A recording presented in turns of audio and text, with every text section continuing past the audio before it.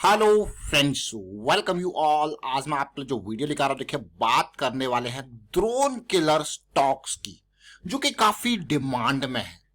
जिस तरीके से ड्रोन्स डिमांड में है, उसी तरीके से एंटी ड्रोन वाले सॉफ्टवेयर वाले स्टॉक्स बहुत डिमांड में हैं।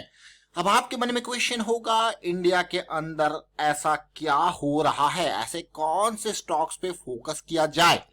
अगर ड्रोन्स की बात की जाए, देखिए अगर डिफेंस रिसर्च की बात करें तो ऑलरेडी आप लोग जरूर जानते होंगे, लेकिन फिलहाल अगर एज अ लेमैन देखो, अभी जो रिसेंट वॉर हुआ था आर्मेनिया और अजरबैजान का, मैं रशिया यूक्रेन की बात नहीं करूंगा। अभी आर्मेनिया और अजरबैजान के वॉर में बहुत इंपॉर्टेंट रोल प्ले किया था टर्की के ड्रोन्स ने।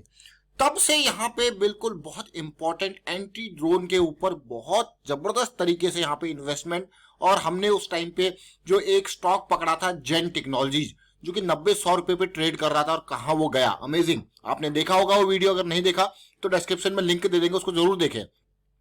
लेकिन अब इंडिया के पर्सपेक्टिव से जब आप बात करोगे तो अभी डीआरडीओ काफी अच्छी अच्छी टेक्नोलॉजीज पे काम कर रहा है, और साथ के साथ टेक्नोलॉजी ट्रांसफर करके कंपनीज को काम करने के लिए दे रहा है।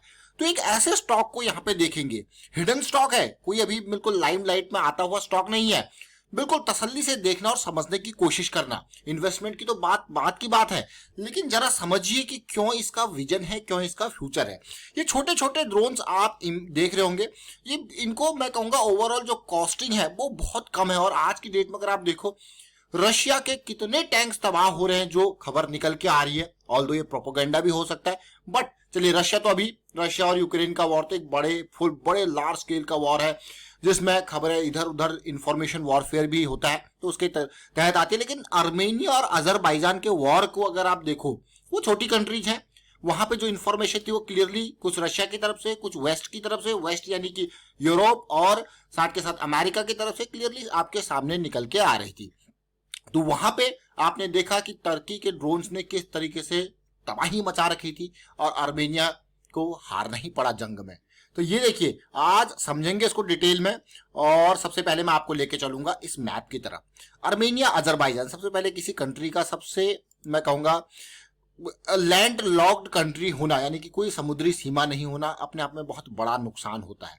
अब देखिए, ये टर्की का भी बॉर्डर है, ये अजरबैजान है। उस टाइम पे भी हमने काफी चर्चा करी थी, ये बाकू इसकी कैपिटल सिटी, और कितना बड़ा ये कैस्पियन सी में इसका बॉर्डर, यहाँ मैं कहूंगा कोस्टल रीजन इसके पास है। और आर्मेनिया बेचारा, अब देखिए बहुत सारी जगह अगर आप देखोगे, अजरबैजान इस साइड भी है, अजरबैजान ये भी अजरबैजान ही है। अब देखिए पूरा का पूरा इधर से उधर जाने के लिए, जैसे एक टाइम पे आपने इंडिया की अगर बात करें तो बांग्लादेश और इधर से पाकिस्तान, तो यही देखिए, एक कोने पर अजरबैजान इस साइड है, एक कोने पर अजरबैजान इस साइड है।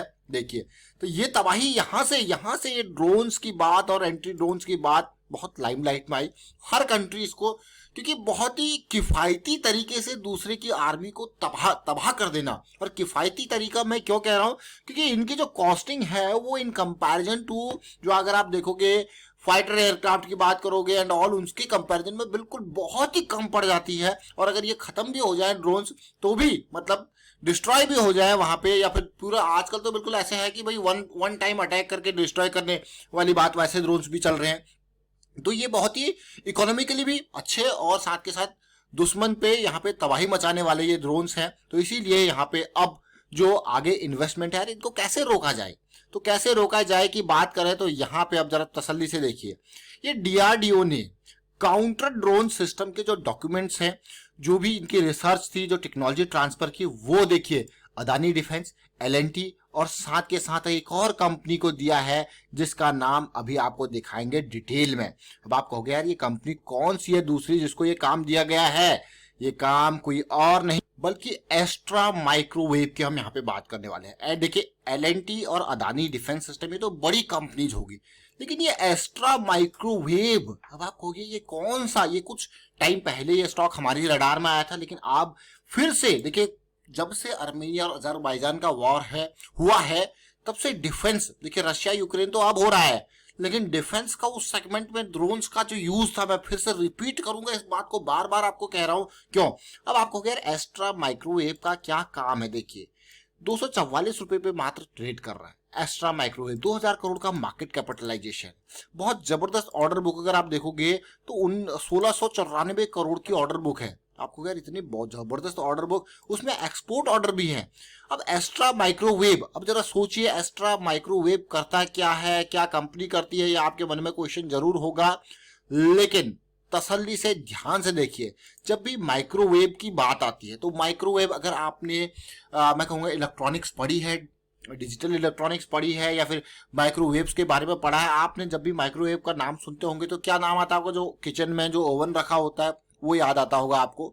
लेकिन माइक्रोवेव, जब वर्ल्ड वॉर 2 की बात करें, बिल्कुल ध्यान से सुनना इस बात को, वर्ल्ड वॉर 2 में जब रडार सिस्टम्स चले थे, वो रडार सिस्टम, वो माइक्रोवेव, माइक्रोवेव क्या है?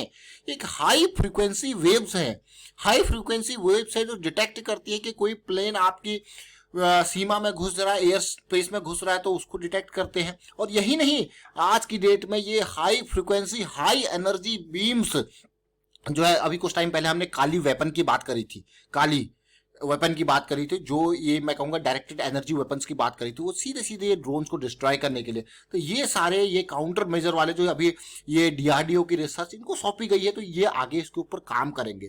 तो जरा सोचिए, जब इसके ऊपर काम करेंगे, एस्ट्रा माइक्रोवेव इसके ऊपर काम करेगा, तो डिफेंस, स्पेस, मेट्रोलॉजी, टेलीकम्युनिकेशन, सब में ये काम करता है काफी। अब आपको कह रही है तो बहुत ही इंपॉर्टेंट स्टॉक हो जाता है फिर तो। देखिए बिल्कुल स्ट्रेटेजिक इंपॉर्टेंस वाली कंपनी हो जाती है। और एक्सपोर्ट सबसे इंपॉर्टेंट बात है, ये अपने तक ही सीमित नहीं रह सकता। देखिए एक्सपोर्ट के ऑर्डर है इसके पास 900 करोड़ के, आने वाले टाइम पे बहुत इंपॉर्टेंट। अगर मैं प्रॉफिटेबिलिटी और रेवेन्यू पर्सपेक्टिव से देखूं तो देखिए 100 करोड़ का रेवेन्यू था, 700-800 करोड़ का रेवेन्यू पहुंच चुका है। कभी देखिए प्रॉफिटेबिलिटी भी 54 करोड़ के अराउंड, बीच में थोड़ा डाउन यहाँ पे रहा 2019-20 में, लेकिन वापसी। एस्ट्रा माइक्रोवेव क्यों आया रडार में, वो देखिए।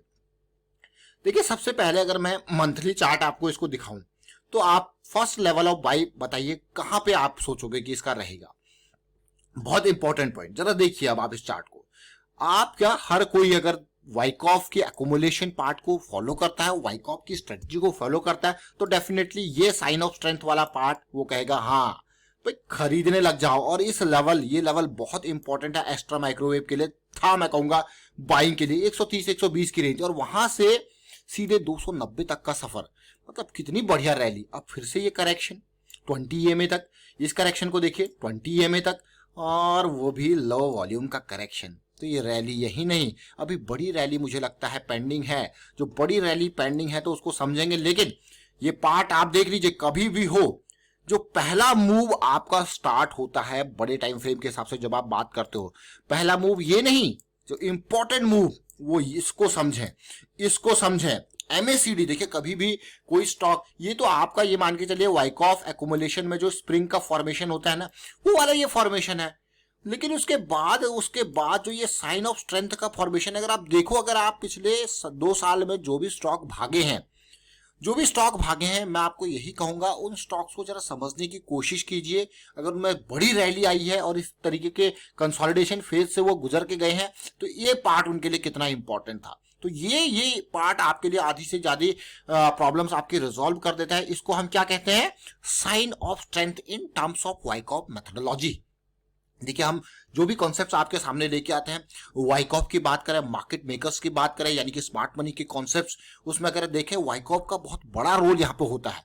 तो जो भी ये स्प्रिंग की फॉर्मेशन, इनके अंदर मैं कहूंगा वॉल्यूम का रिलेशन जब हम समझते हैं, प्राइस और वॉल्यूम का बहुत इंपॉर्टेंट है। और यही सारी चीजें ही, कोई अलग नहीं, बल्कि ये सारी चीजें बहुत ही साधारण भाषा में हम आपको बताते हैं। और इसके लिए हमने एक प्राइस एक्शन की पूरी सीरीज आपके लिए तैयार करके रखी है। कोई लाखों हजारों रुपए की फीस नहीं है। आजकल तो ये प्राइस एक्शन के ऊपर ही अलग अलग, मैं कहूंगा यहाँ पे डॉलर्स के हिसाब से अलग अलग एक ही चीज को अलग अलग कोर्सेज, अलग अलग दाम से बेचा जाता है। और उसमें जरा सोचिए, उसमें हजारों डॉलर्स की फीस ली जाती है। यहाँ पे सब कुछ आपको नेग्लिजिबल कॉस्ट में है और बस। लेकिन इंपॉर्टेंट क्या है? आपकी प्रैक्टिस। जब तक आप प्रैक्टिस नहीं करोगे तब तक चीजें टफ रहेंगी। वीकली चार्ट पे हम आते हैं। वीकली चार्ट पे जरा देखिए, इस पर्टिकुलर जो हम बात कर रहे थे साइन ऑफ स्ट्रेंथ की, अगर आप इसी को ही अगर आप समझोगे, और वीकली चार्ट पे जरा देखिए स्मार्ट मनी के कॉन्सेप्ट। स्मार्ट मनी के कॉन्सेप्ट यही है। ये वाइकॉफ की जब बात करोगे ना, वाइकॉफ की बुक्स अगर आप पढ़ोगे तो ये बहुत आसानी से आपको ये प्राइस वॉल्यूम का रिलेशन भी आपको देखने को मिलेगा। देखिए, रैली, करेक्शन, देख रहे हो इस पार्ट को, करेक्शन। तो ये सारी चीज है, ये वॉल्यूम का बहुत बड़ा रोल होता है। ये ऐसा मत सोचिए कि ये क्या कहते हैं, रेड ब्लू वॉल्यूम नहीं, ओवरऑल वॉल्यूम। किस तरीके से बन रहा है उसको समझिए। ये देखिए ये रैली, फिर ये कंसोलिडेशन, ये देख रहे हो इस पार्ट को, फिर एक बड़ी रैली, ये कंसोलिडेशन देखिए बिल्कुल, और फिर से ये जो वॉल्यूम जनरेट हुआ है अभी कुछ टाइम पहले, ऑल्दो ये वीडियो इस हफ्ते नहीं बल्कि पिछले हफ्ते 230 की रेंज में लेके आना चाहिए था, लेकिन अभी भी ज्यादा दूर नहीं है, अभी भी ज्यादा दूर नहीं है। स्टार्ट हुआ है पहला, ये लिक्विडिटी एरिया टारगेट होगा और उससे बाद आगे का टारगेट देखा जाएगा। स्टेप बाय स्टेप चलना है, देखिए बिल्कुल स्टेप बाय स्टेप का प्रोसेस को समझिए। तो ये एस्ट्रा माइक्रोवेव, कंपनी का नाम क्या है फिर से रिपीट करना, एस्ट्रा माइक्रोवेव। चलेंगे डेली टाइम फ्रेम पे समझने की कोशिश करेंगे। अब देखिए कभी भी हम बात करते हैं आपको कि किस तरीके से चीजें समझना है, ये देखिए डेली टाइम फ्रेम पे। अब रिसेंट देखिए डेली टाइम फ्रेम पे सुपर मोमेंटम एरिया में जैसे मैंने आपको कहा ना कि हमें आपको 230 के लेवल पे लेके आना चाहिए था, इस लेवल पे, यानी कि थर्सडे फ्राइडे को, थर्सडे या वेंसडे के अराउंड यहाँ पे जब ये सॉलिड बेस बना रहा था। अब देखिए जो मंथली में सिचुएशन आपको बताया कि बेस से उठ के ऊपर आएगा और फिर जो बड़ी रैली आएगी, तो अभी बड़ी रैली तो आई नहीं है, वो पेंडिंग है, लेकिन बड़ा वॉल्यूम आपको देखने को मिल गया, ऊपर से डिफेंस स्टॉक्स। अब अगर आप ट्रेंड लाइन वाले कॉन्सेप्ट को देखते हो कि भाई ट्रेंड लाइन कैसे स्टैब्लिश हो रही है और ट्रेंड लाइन का ब्रेक हुआ नहीं हुआ, तो आप ये देख सकते हो ये ट्रेंड लाइन वाला पार्ट। लेकिन हम ओवरऑल प्रोसेस के हिसाब से चलते हैं और ओवरऑल प्रोसेस में वाइकॉफ मेथोडोलॉजी के ऊपर मेजर फोकस रहता है। तो आप देख सकते हो कि भाई कहाँ स्टार्ट हो रहा है ये, चाहे आप बेल को देखो, एचएएल को देखो, बीडीएल को देखो, जीआरएसई को देखो, और साथ के साथ बहुत सारे स्टॉक्स हम आपके लिए लेके आए। और जैसा कि मैं आपके सामने बात कर रहा था जेन टेक्नोलॉजीज की, किसकी, जेन टेक्नोलॉजीज की, जो हम ऑलरेडी आपके लिए लेके आए थे इस लेवल पे, जब ये 90-100 के लेवल पे ट्रेड कर रहा था। और आप देखना क्लियरली ये जोन, ये देख रहे हो ये जेन टेक्नोलॉजीज क्या रैली इसने दी, अभी ये भी कंसोलिडेट कर रहा है और आने वाला टाइम बहुत इंपॉर्टेंट इस स्टॉक के लिए भी, क्योंकि यहाँ पे ड्रोन किलर स्टॉक्स मैं कहूंगा इनको।